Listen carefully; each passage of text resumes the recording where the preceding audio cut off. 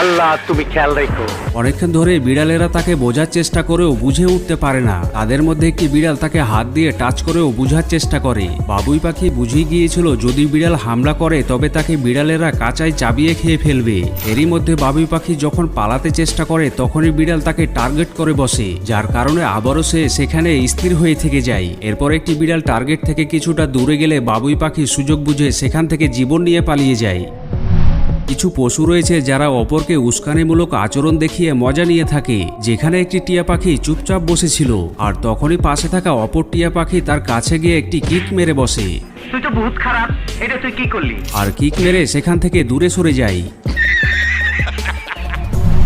বর্তমান জামানা বদলে যাবার সাথে সাথে পশুদের মধ্যে পরিবর্তন দেখতে পাওয়া যায়। যেখানে ইঁদুর বিড়ালের ভয়ে জীবন বাঁচাতে পালিয়ে যেত, সেখানে ইঁদুরকে বিড়ালের কাছে গিয়ে বিড়ালের খাবার দখল করে খেতে দেখা যাচ্ছে।